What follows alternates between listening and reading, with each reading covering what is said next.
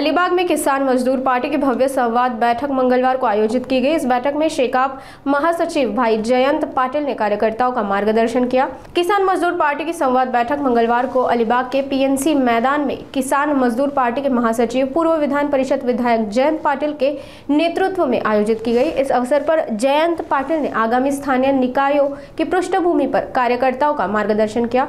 इस अवसर पर रायगढ़ जिला प्रदेश महिला मोर्चा प्रमुख मानसी म्हात्रे और पूर्व विधायक बालराम पाटिल, रायगढ़ जिला महिला मोर्चा प्रमुख चित्रलेखा पाटिल के साथ कार्यकर्ता उपस्थित थे। मला स्थानिक स्वराज्य संस्थांपेक्षा पक्ष संघटना मजबूत, नवीन तरुणांना जो विचार या जिल्ह्यामध्ये 75 वर्ष आणि 75 वर्षापूर्वी माझ्या आजोबांनी या जिल्ह्यामध्ये जो शेतकऱ्यांसाठी कुळ कायदा अंमलबजावणी करण्यासाठी जो लढा दिला त्याची आठवण प्रत्येक शेतकरी कामगार पक्षात तरुण कार्यकर्त्यांनी ठेवली पाहिजे, ही खरी माझी मनीषा आहे। निवडणुका येतील, सत्ता अनेक वेळा आम्ही गेल्या, परंतु तरुणांना या ठिकाणी शिकवण्याची वेळ आहे। आज जी पक्षामध्ये थोडीशी पडझड झाली त्याच्यामुळे वैचारिकदृष्ट्या कार्यकर्ते तयार होत नाहीत, तोपर्यंत पक्ष चांगल्या प्रकारे काम करू शकत नाही आणि ते काम आम्ही या 4 दिवसामध्ये जिल्ह्यामध्ये केलं।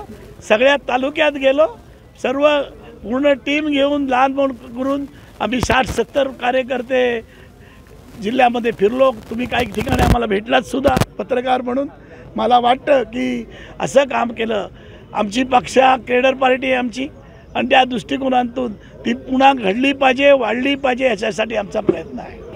मला असं वाटतं शेतकरी कामगार पक्षाने कायमच खूप काम केलं आहे तळागाळातल्या लोकांपर्यंत, पण कधीकधी आम्ही संवाद साधण्यात कमी पडतो आणि प्रसिद्धीपासून आम्ही दूर राहतो। आज तुम्हा सगळ्यांना आमंत्रित करण्याचं कारण पण ते आहे, तुम्ही माध्यमात आमचे लोकांपर्यंत पोहोचायचा, कारण की जे आम्ही प्रश्न मांडतोय हे अतिशय जिव्हाळ्याचे आहेत, युवकांच्या जिव्हाळ्याचे आहेत। कारण की सगळ्यात मोठा प्रश्न आम्ही मांडतोय तो भूमिपुत्रांच्या रोजगाराचा, जमिनीला रास्त भाव मिळण्याचा, तर हे अतिशय लोकांच्या जिव्हाळ्याचे प्रश्न आहेत। आणि बाकी सगळीकडे तुम्ही वातावरण पाहिलं तर अक्षरशः असेल की चारी बाजूनी कोल्हेत, कोट करा, मी बाकी सगळ्यांना कोल्हे बोलले तर त्या पद्धतीचं राजकारण असताना इथल्या स्थानिक माणसाचं संरक्षण शेका पक्ष करतोय आणि हे युवकांना कळलं पाहिजे, प्रसारमाध्यमांच्या माध्यमातून महिलांना कळलं पाहिजे। आणि मला असं वाटतं की रिअल जे इश्यूज आहेत, म्हणजे इवन हे नॅशनल लेवलला आहे, स्टेट लेवलला आहे, रिअल इश्यूजबद्दल बोललंच जात नाही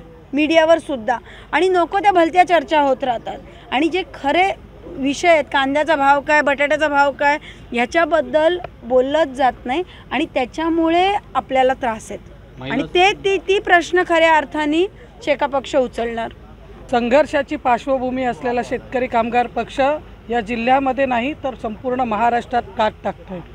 आमच्या नेतृत्वाने आता ठरवलेलं आहे की पक्ष संघटन हे संवादातून व्हायला पाहिजे।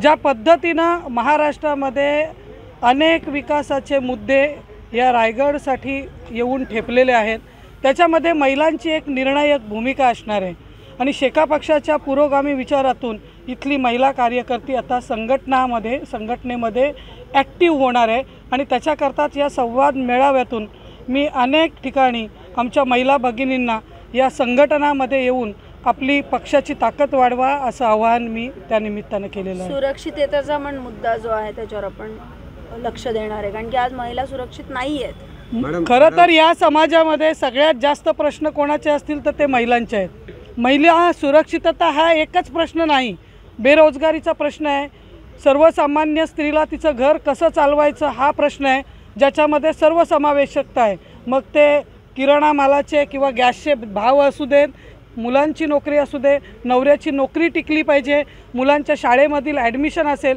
किंवा बेरोजगार मुलाचा प्रश्न असेल, तर सर्वात जास्त प्रश्न या समाजात कोणाचे असतील तर मला असं वाटतं ते महिलांचे आहेत। आणि शासन ज्या काही योजना महिलांपर्यंत आणण्याचा आणि दाखवण्याचा प्रयत्न करतो त्या प्रत्यक्षात महिलांपर्यंत पोचत नाहीत।